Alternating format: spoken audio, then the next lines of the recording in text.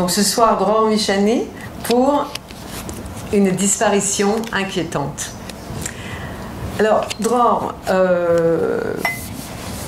pour démarrer vraiment tout de suite, pour rentrer tout de suite dans le sujet, d'abord c'est votre premier roman, en tout cas publié en France. Moi je vous ai connu en tant que traducteur, d'abord, un grand traducteur du français vers l'hébreu, ensuite éditeur, et puis professeur à l'université, professeur qui enseigne le roman policier. Donc nous y sommes, et finalement Dror, me semble-t-il, a passé le pas et a lui-même donc commencé à écrire en fait des romans policiers. Celui-ci est le premier parce qu'il est publié en France, mais il y en a déjà un deuxième qui est paru, qu'on aura la chance de lire bientôt, et je crois que ça se poursuit. La partie est bien commencée. Alors, j'ai envie sur un roman policier, vous allez être d'accord avec moi, on ne peut pas vraiment raconter le roman. Ce serait vraiment tout à fait dommage, surtout sur ce roman passionnant. Mais on va quand même dire un petit peu en fait, au moins comment ça démarre et quelle est un petit peu la trame, sans dévoiler vraiment l'essentiel. Et nous avons ici un commissaire, un inspecteur de police, qui reçoit la plainte d'une femme, mais c'est pas, disons que la façon dont est décrite cette femme, je vais dire plutôt une mère. C'est très important. Et cette mère vient déclarer en fait la disparition de son fils, un jeune adolescent, Ofer, qui a disparu donc de la maison depuis la veille et qui vient donc porter plainte en fait à la police. Et c'est pour ce commissaire dont on va parler tout de suite, qui s'appelle Abraham, c'est la troisième mère de la journée. Ça, je trouve ça très drôle, ce démarrage en fait. Et on part, donc on se trouve dans un bureau de police, mais on part sur des réflexions tout à fait différentes. Et ce commissaire, donc, entend cette mère et cherche au départ à la rassurer. Pour lui, il faut la rassurer, c'est une fugue. Mais il ne s'arrête pas là, c'est-à-dire qu'il commence tout de suite, et c'est pour ça qu'on va rentrer tout de suite dans le sujet, Dror, c'est qu'il commence je vais dire juste ce tout petit bout du début, des premières pages, c'est qu'il n'a pas l'air véritablement de s'inquiéter du fait que ça puisse être une disparition inquiétante, ce qui viendra un peu par la suite, puisque ce commissaire Abraham commence à lui dire que de toute façon, il ne peut pas, il lui dit donc, savez-vous pourquoi il n'y a pas de littérature policière écrite en Israël, lui demande-t-il soudain. Pardon? Oui, pourquoi? Pourquoi chez nous on n'écrit pas de romans comme ceux d'Agatha Christie ou comme La fille qui rêvait d'un bidon d'essence et d'une allumette? Je ne m'y connais pas tellement en livres. Eh bien, je vais vous dire pourquoi. Parce que chez nous, on ne commet pas de tels crimes. Chez nous, il n'y a pas de tueurs en série, pas d'enlèvement et quasiment pas de violeurs qui agressent les femmes dans la rue. Chez nous, si quelqu'un est assassiné, c'est en général le fait du voisin, de l'oncle ou du grand-père. Pas besoin d'une enquête compliquée pour découvrir le coupable et dissiper le mystère. Oui, chez nous, il n'y a pas de vraies énigmes. Et la solution est toujours très simple. Bref, tout ça pour vous expliquer que la probabilité qu'il soit arrivé quelque chose de grave à votre fils est infime. Et je ne le dis pas pour vous rassurer, c'est une question de statistiques. Donc je ne sais pas si vous imaginez cette mère qui vient s'inquiéter quand même de la disparition de son adolescent de fils et qui s'entend dire par ce commissaire Abraham, il n'y a pas à s'inquiéter parce que de toute façon ici il ne peut pas y avoir des choses vraiment très très graves. Pourquoi avoir démarré ainsi? Bonsoir. Et d'abord, je suis vraiment heureux d'être là, à l'Institut français. Et merci beaucoup, Roselyne, de m'avoir invité. Et pourquoi commencer? avec ces monologues, je crois que je ne pouvais pas commencer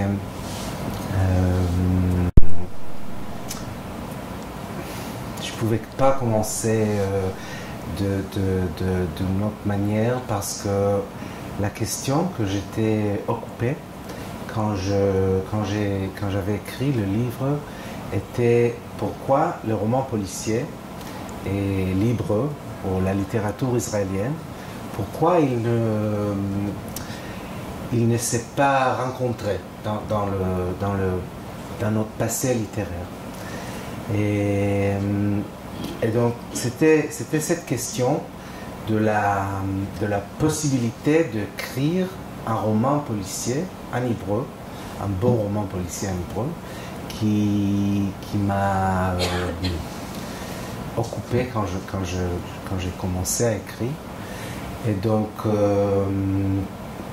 il fallait que je commence par cette question dans le livre, dans le livre. Et c'est pour cela que je devais commencer avec cette question.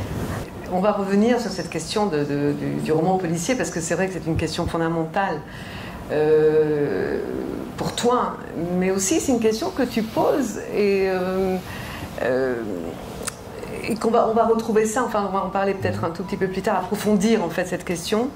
Pourquoi, en effet, on ne trouve pas, depuis, en tout cas, Bat-Yagour, on trouve très peu d'auteurs de romans policiers en Israël. Mais revenons un petit peu sur le livre et on reviendra après sur cette question de l'écriture, qui est quelque chose qui en effet, dans ce roman est passionnant parce qu'il y a à la fois l'histoire elle-même, mais qui est un peu étrange. On va revenir un petit peu à la manière dont cette histoire avance. Et puis il y a véritablement un questionnement sur l'écriture, à mon avis, du premier mot jusqu'au dernier, c'est-à-dire donc, et c'est ça qui est passionnant dans le livre. Mais revenons un tout petit peu sur ce personnage aussi d'Abraham, qui est quand même, alors ça m'a fait rire parce que c'est quand même quelqu'un donc qui a des considérations tout à fait générales. On le voit ensuite réfléchir à ce qu'il va pouvoir manger le soir, etc.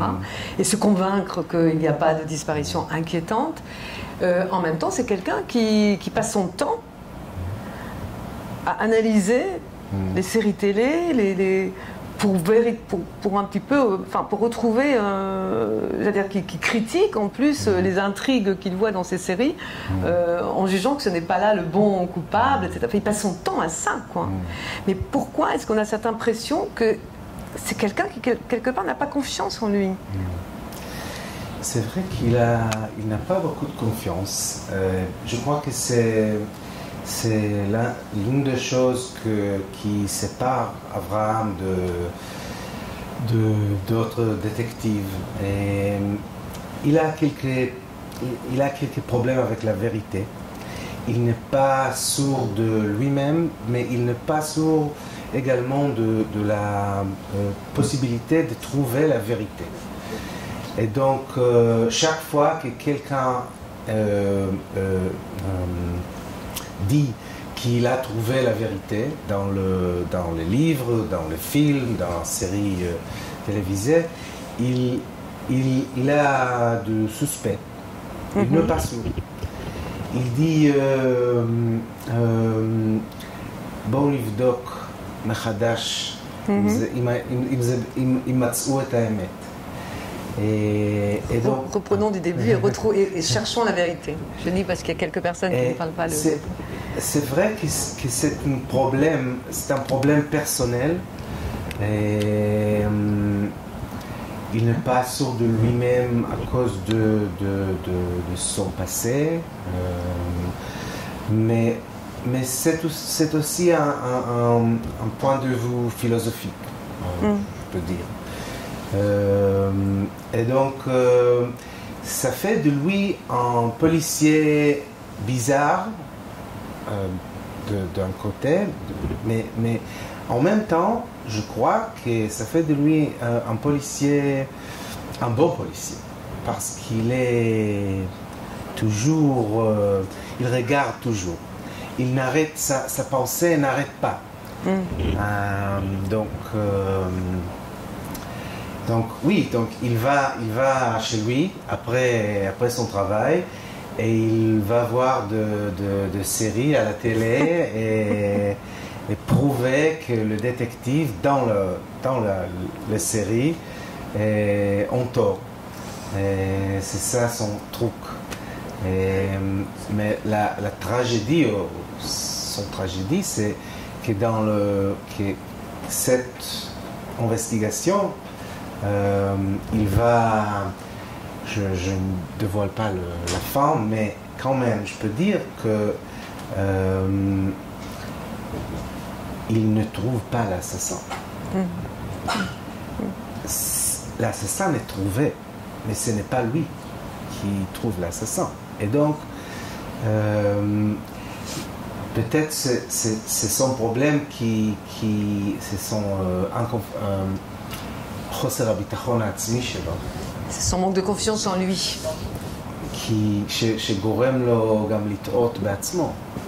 Son manque de confiance en lui qui le pousse à douter de lui-même. C'est-à-dire, oui. C'est ça. Alors, je me suis posé la question, je me suis demandé si, parce que dans le livre, il y a ce policier, donc Abraham, qui doute de lui, en effet, on le voit tout le temps. Alors, je comprends ce que tu veux dire quand tu dis ce côté philosophique, finalement, une personne qui doute est une personne dans le fond plus vraie, peut-être. Je pense que c'est ça que tu as voulu dire.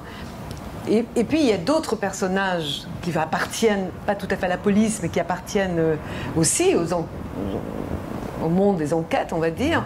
Une personne du Shabak, c'est-à-dire des services secrets, qui lui, alors, par contre, tout à fait sûr de lui. Exactement. Et il se moque en plus. Enfin, je veux dire, il y a un rapport étrange entre les deux. Oui. Le mec de Shabak, comment on dit en français? C'est service secret. Hein, non? Le mec de Shabak. Oui, c'est ça. Et un peu le contraire d'Abraham. Il est complètement sourd de lui-même. Oui, c'est ça. Il est complètement sourd qu'il sait tout. et il se moque d'Abraham, de son nom, de son caractère. Et je crois que c'est un peu ce que je voulais écrire un peu par ce rapport entre les deux mecs. C'est le rapport entre la police et le Shabak en Israël, parce que l'un des problèmes d'écrire un roman policier en Israël, je crois, c'est l'image de la police en Israël. La question qui est, je crois, jusqu'à aujourd'hui, très, très... brûlante. Oui, c'est est-ce qu'on peut écrire un roman avec un policier qui soit un héros de la culture israélienne, comme par exemple, je ne sais pas, Maigret est un héros de la culture française, même que son auteur parle français, et Montalbano est un héros de la culture italienne. Si on pense aux images de policiers israéliens dans la culture israélienne, on pense à... est-ce que vous connaissez le policier Azoulay? Ce film par Ephraim Kishon. Donc c'est un policier pathétique, tragique. On peut l'aimer, mais on ne peut pas l'adorer. Et donc ces policiers, je crois que l'image de la police en Israël est comme cela. Et un peu parce qu'on a les soldats, on a l'agent de Mossad. Nous, on adore nos agents de Mossad, nous adore nos soldats, mais nous n'adorons pas nos policiers parce que, je crois, ça c'est mon avis, et les Fachot Bofen Chelki, en partie en tout cas. Parce que le policier en Israël était toujours d'origine séfarade. Et donc, c'est un peu le problème. Intéressant ça. Et parce que c'est la même question. Est-ce qu'on peut créer un caractère dans la littérature israélienne qui soit un héros, un vrai héros qui est d'origine séfarade? Moi, je crois que c'est toujours une question importante. Et la raison et la réponse n'est pas évidente. Et la question du roman policier a quelque chose avec ça aussi, je crois. Oui, oui. Et pour poursuivre justement dans cette description un petit peu des personnages, je pense, mais tu me diras si je me trompe ou pas, je pense qu'il y a encore un personnage, mais il y en a beaucoup d'autres, hein, mais il y a un personnage dans le livre qui est le lieu où l'action se passe. Et c'est un peu lié à ce que tu dis justement, je crois, mais je vais te laisser l'expliquer. L'action se passe à Holon. Et c'est tout à fait, c'est absolument pas anodin en fait. Ouais, c'était très très important pour moi d'écrire sur Holon. Moi j'étais né à Holon. Vous connaissez Holon? Oui. D'accord. Donc moi j'étais né à Holon, j'ai vécu à Holon jusqu'à l'armée, jusqu'à 18 ans. Et Holon, j'ai parlé il y a quelques minutes avec Nir Ratchkovski, le grand traducteur qui est ici. Et il m'a dit quelque chose qui m'a touché beaucoup. Il m'a dit que l'un des caractères du deuxième livre, non, pas ça, mais c'est toujours le même caractère, le même milieu. Et que ces caractères-là, qui sont des gens un peu, disons quoi, simples. Des ouvriers, des gens pas, ils sont pas des héros, ils sont pas de Sgané Aloufim ou Ravé Aloufim Batzava. Ils ne sont pas des professeurs à l'université. Et donc, que ces caractères-là ne sont pas écrits dans la littérature israélienne frotte l'orbée. Ah oui. Et donc, Holon, pour moi, c'était un peu une mission d'écrire sur cette ville qui est ma ville, pas aujourd'hui. Et c'est une ville que j'ai des émotions très complexes. C'est pas une ville que j'aime seulement, mais cette ville, je voulais absolument l'écrire. Et même avant que j'ai commencé, je savais que je vais écrire un roman policier, je savais que je vais écrire sur Holon. Et dans Holon de mon enfance, ça veut dire les années 80. Et cette question de Mizrahim, Ashkenazim était très très importante. Moi, je me souviens quand j'avais 10 ans, moi je suis né à Holon, mon père est né à Tel Aviv, et c'est son grand-père qui était né à Halab, en Syrie.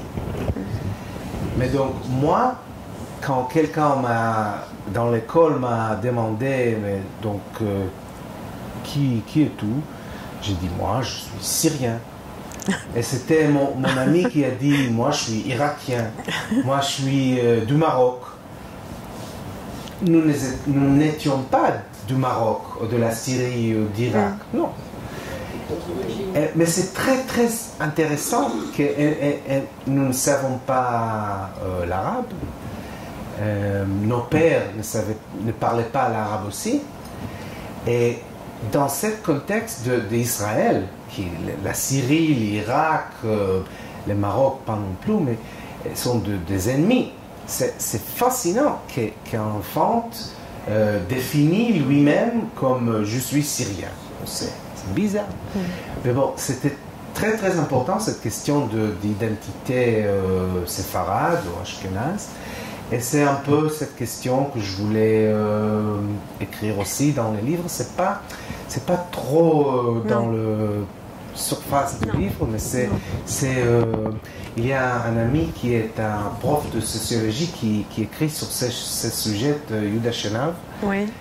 qui m'a dit la question de Mizrahim et Ashkenazim chez toi, c'est dans les murs. Ouais. אתה לא רואה את זה, אבל זה שם. Ça se trouve dans le livre, on ne le voit pas de manière... C'est vrai que ce n'est pas traité réellement. On ne sait même pas... Enfin, on a le nom Charabi de la famille qui est concernée, mais on ne parle pas de ça véritablement. Mais par contre, on décrit quand même des gens d'une situation, on va dire, ordinaire, quoi, enfin, sans que le mot n'ait évidemment rien de péjoratif. Donc c'est pour ça que Holon, il y a même des descriptions en fait, des promenades et des marches avec le nom des rues. C'est très central en fait dans l'action. Ça ne pouvait pas se passer à Tel Aviv. Ça aurait été différent. Non, je ne voulais absolument pas écrire sur Tel Aviv. Oui, absolument. Malgré que je vis à Tel Aviv. Oui, en plus. Mais tu as dit quand même qu'on ne trouve pas beaucoup dans les autres romanciers actuels. C'est-à-dire qu'on ne trouve pas tellement cette recherche, effectivement, d'aller de faire tenir des actions. C'est vrai que les actions, généralement, se tiennent à Jérusalem, Tel Aviv, dans les grandes villes, Jérusalem, à Haïfa, Tel Aviv, les kibbutz, ou le kibbutz, effectivement. Ou la base militaire. Oui, c'est vrai, c'est vrai. C'est vrai, j'y repensé après quand... C'est le lieu sacré un peu de la littérature israélienne, et Holon est un peu un lieu, je ne sais pas comment on dit en français, mais pas sacré. Je ne sais pas. C'est un lieu qui n'est pas chargé de symbolisme. Holon, c'est Holon. Il y a quelqu'un qui m'a dit, après que j'ai écrit... le livre que la choix de Holon était magnifique parce que Holon c'était Haemtza. Au milieu. Oui, non, c'est pas le centre, c'est the average. Oui, c'est la moyenne, c'est le moyen. Le moyen, moyen, effectivement. Mais c'est pas pour cela que j'écrivais sur Holon. Je ne suis pas sûr que Holon c'est le moyen, mais c'est vrai que Holon n'est pas Jérusalem est la vie sacrée de notre histoire, et Tel Aviv est la vie la vie moderne de notre aventure, et le kibbutz, la base militaire de Holon est comme vide symboliquement. Et donc mais ça donne en même temps, peut-être aussi, mais c'était peut-être pas conscient en fait, mais ça donne aussi une allure universelle. Est-ce que c'est pas ça la différence en fait? Ou peut-être qu'il y avait ce souci, peut-être conscient ou inconscient, je ne sais pas, mais il y avait peut-être, en tout cas nous lecteurs, c'est ce qu'on ressent. C'est-à-dire, on a l'impression que finalement, le livre de Dror, enfin cette histoire, pourrait se passer n'importe où, pas vraiment, pas spécialement en Israël. Il y a une raison pour cela, je crois. Le roman policier a commencé dans les villes. Le roman policier décrit nos expériences urbaines. Et ces expériences sont les mêmes, un peu les mêmes, dans le banlieue de Tel Aviv, et le banlieue de Paris, et le banlieue de Londres. Et je crois que c'est un peu cela. Et c'est pour ça alors que... Est-ce que c'est une des raisons, donc si on suit ce qu'on dit depuis le début de cet entretien, est-ce que c'est une des raisons qui ferait qu'il n'y a pas de roman policier dans la littérature israélienne? Enfin, en tout cas, on reparlera de Bat-Yagour, peut-être. Il n'y en a pas beaucoup. Voilà, il n'y en a pas beaucoup. C'est pas seulement qu'il n'y a pas beaucoup, mais qu'il y a des difficultés de le faire montrer. La popularité de romans policiers en Israël, c'est vraiment... Il n'est pas du tout populaire. Quoi? Oui. Moi, Roselyne a dit que j'étais éditeur dans Keter, à Jérusalem. La plupart de grands romans policiers en français, en anglais, n'étaient pas traduits en hébreu. On a jusqu'à aujourd'hui, je crois qu'on a, peut-être j'exagère, mais on a 6 ou 7 Maigret. Oui, oui. 6 ou 7 Maigret. On a plus de Simon qui ne sont pas le Maigret, mais on a 6 ou 7 Maigret. Et Agatha Christie était traduit par Chelki. Mais pour les enfants, non? Ça, c'est Conan Doyle. Ah, c'est Conan Doyle. Ah oui, Conan Doyle était... Oui, carrément. Moi mon roman avec le roman policier, et il a beaucoup avec la France et avec la littérature française. Parce que moi, j'ai beaucoup lu de détectives.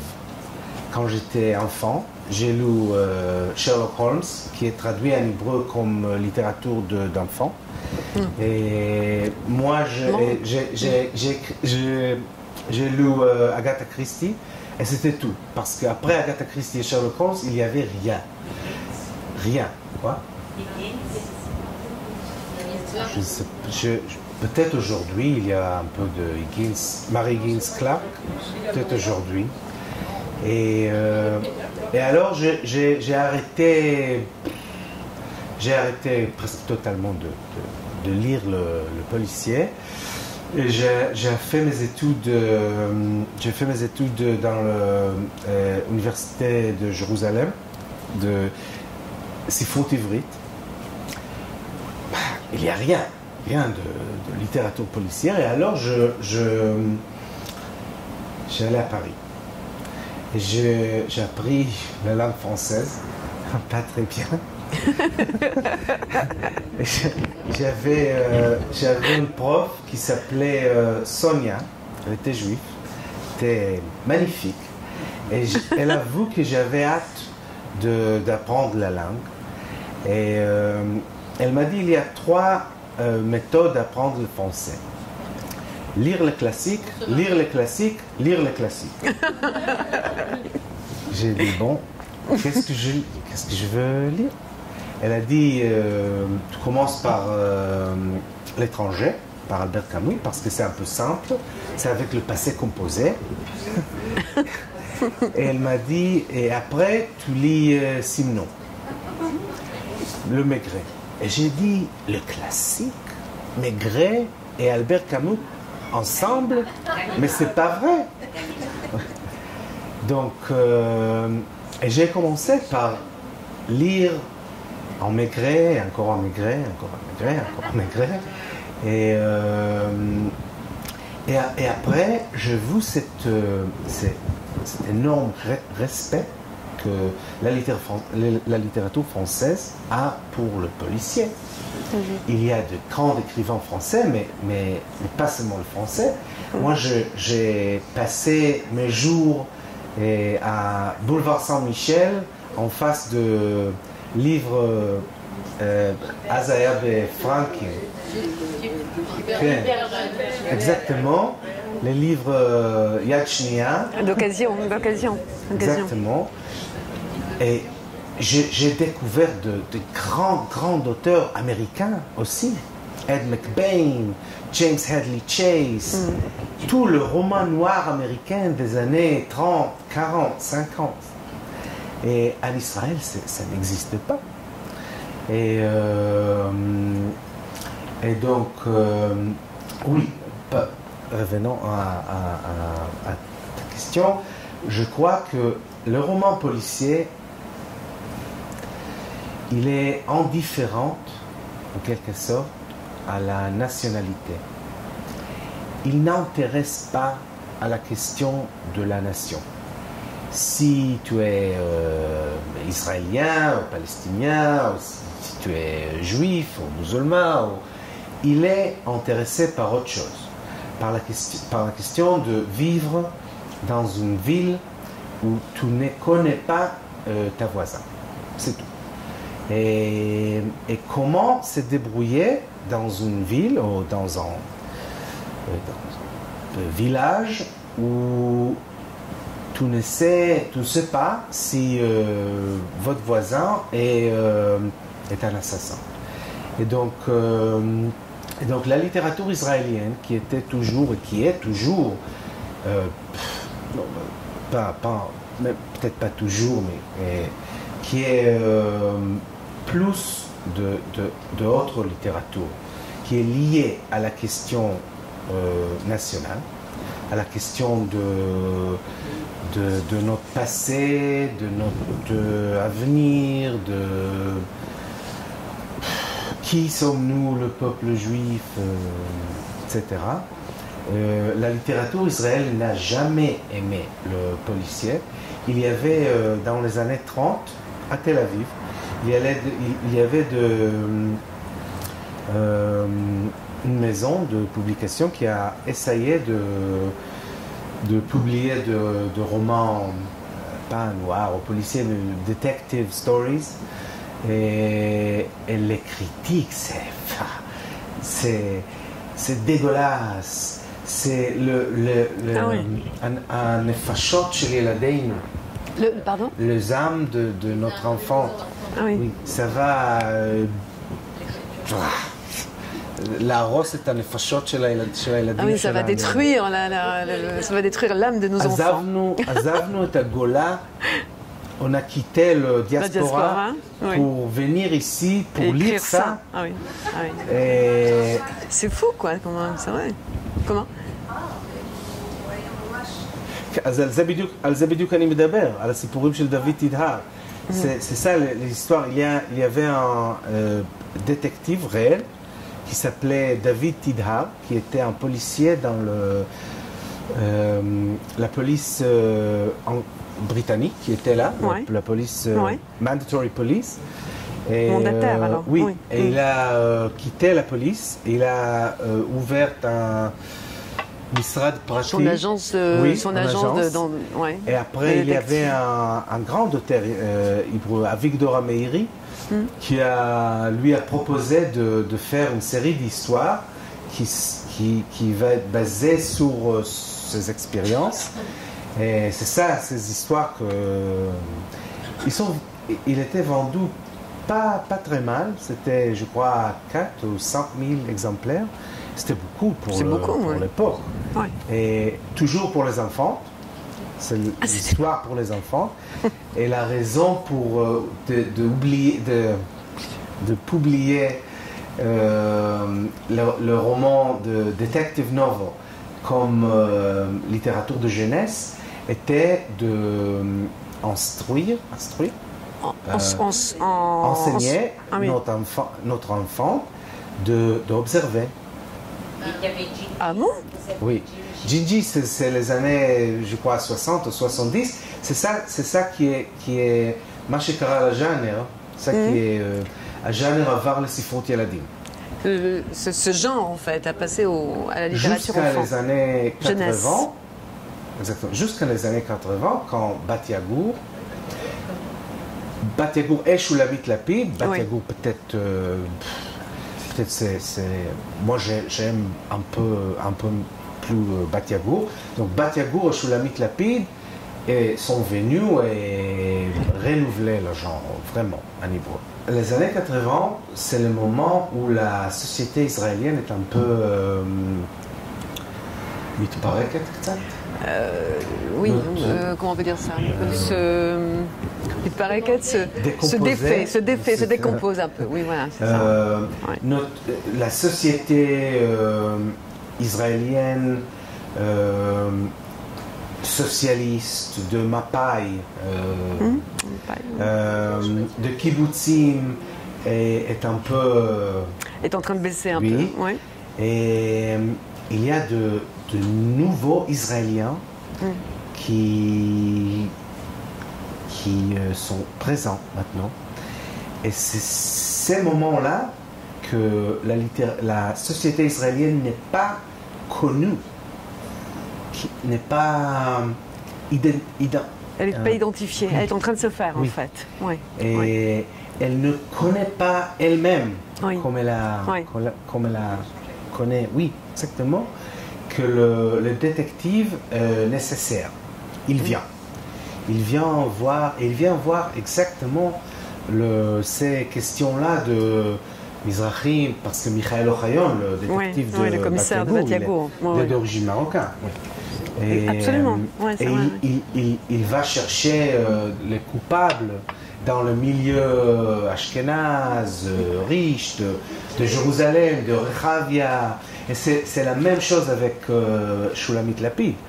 Le détective, c'est une femme journaliste qui s'appelle Lizzie Badichi. Elle est d'origine séfarade aussi. Elle est coupable et un juge d'origine ashkénaze très riche, comme ça. Et donc, je crois que ce moment-là est très très important. Et Michael Ochayon est un caractère que j'aime beaucoup. Il est d'origine marocaine. Il voulait être historien. Et il a quitté l'université. C'est pas clair s'il a quitté, s'il a été licencié. Oui. Il est toujours un vrai intellectuel. Il lit beaucoup. Il est lent. Il regarde. Mais il est regardé comme probablement pas assez intelligent, pas très intelligent, par le caractère qui est autour de lui. Et c'est ça qui le permet d'être malin et de voir de choses.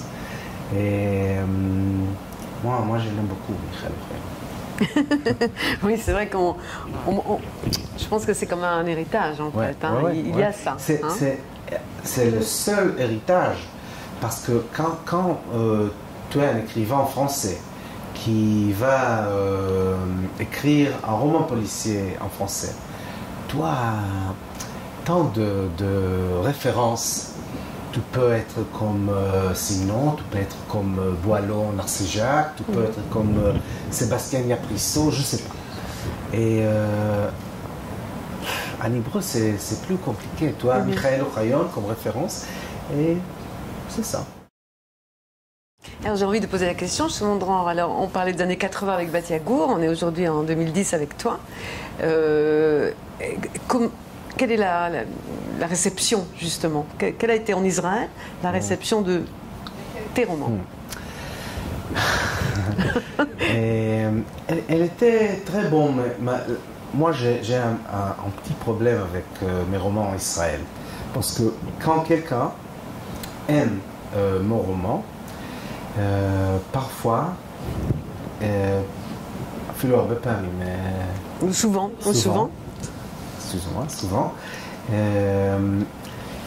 il va me dire c'est un bon roman, un très bon roman.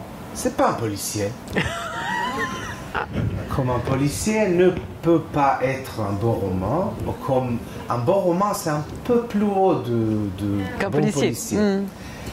Et moi, je n'aime pas ça. Même dans l'université, il y avait, j'ai donné une conférence sur la littérature, sur un roman d'Agatha Christie il y a quelques mois. Et il y avait un prof qui m'a approché après la conférence et m'a dit c'était excellent. Mais tu crois vraiment que c'est de la littérature? Bon, oui, moi je crois que la littérature policière est une littérature très très intéressante. Et donc, le roman a été Kabel Tov. A été bien reçu. Oui, il a... Mais avec ce questionnement quand même, c'est-à-dire, on n'est pas sorti de ça encore, c'est ça en fait. C'est pas seulement un roman policier. J'ai une petite histoire.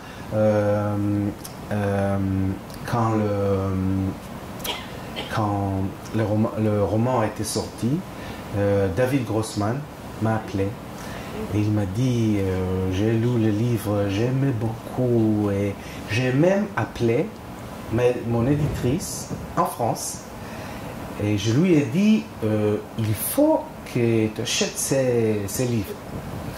Et l'éditrice a fait ses recherches.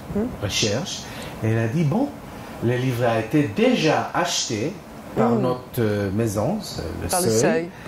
Mais c'est pas moi qui l'ai acheté, c'est notre éditrice de romans noirs, de policiers.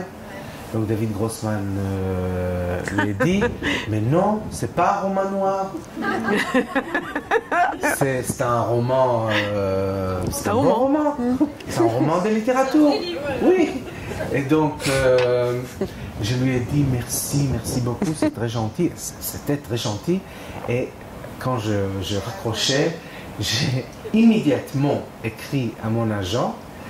Mais c'est policier et je vois absolument, et je veux absolument que ça soit publié comme roman policier dans la série Policier Seuil.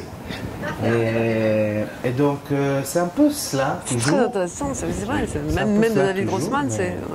Ouais. Donc c'est un très bon livre, mais est-ce que ça veut dire aussi, parce que moi je suis, je te suis beaucoup, parce que même en France, il y a eu cette période, par exemple, de la littérature, il y a eu toute une période dans la littérature française qui a été, qu'on a appelée autofiction, etc., qui était une littérature quand même très, où on s'empêchait, où on s'interdisait d'y mettre une action, d'y mettre des personnages, etc., et qui était ennuyeuse en fait, enfin moi à mon avis qui avait une part d'ennui, mais dans la même époque, tout à coup a fleuri aussi de grands auteurs policiers, comme si ils récupéraient en fait un moment de faiblesse du roman classique, en fait comme s'ils récupéraient la liberté d'écriture. C'était le temps de Thierry Jonquet, c'était le temps de Deninx, c'était toute cette époque de policiers, d'auteurs de romans policiers en fait, qui ont, à travers ce genre, relancé, je dirais, ce qui fait la littérature quand même, c'est-à-dire l'intrigue, l'histoire, les personnages. Et donc je te suis parfaitement là-dessus. Mais si on va encore un peu plus loin, parce que c'est quand même intéressant cette analyse finalement de l'évolution de la littérature israélienne, donc de sa société, d'une certaine façon. La littérature est quand même un reflet quand même de la société. Et quand tu donnes cet exemple aussi de David Grossman, est-ce que ça signifierait que la littérature israélienne, en tout cas que la génération d'aujourd'hui, la jeune génération israélienne, ne s'autorise pas suffisamment de liberté? Je crois Quel est ton regard finalement, puisque tu es éditeur de toute façon, quel est ton regard aussi sur la créativité de la littérature israélienne contemporaine, très contemporaine? Je crois qu'il y a beaucoup plus d'écrivains jeunes qui essayent de faire quelque chose d'autre. Pas, encore une fois, ces romans qui se déroulent à Jérusalem ou à Tel Aviv ou à la Kibbutz et qui se demandent les mêmes questions de notre société, de notre identité.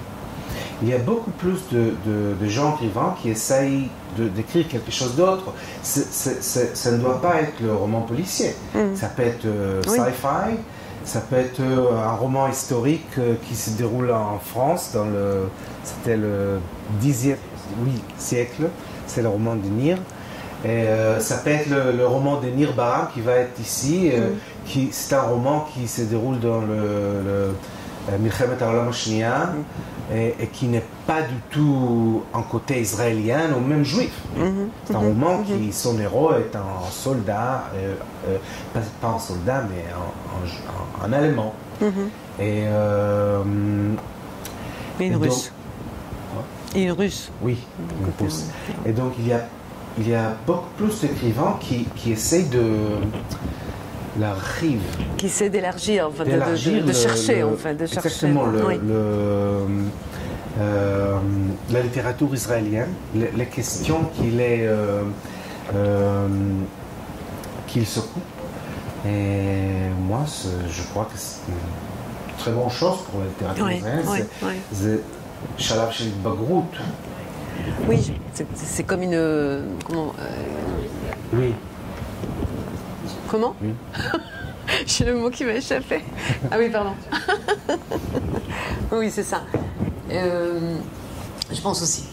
Je pense aussi que la littérature israélienne est en un stade d'adolescence, en fait, c'est-à-dire en train de se construire, effectivement.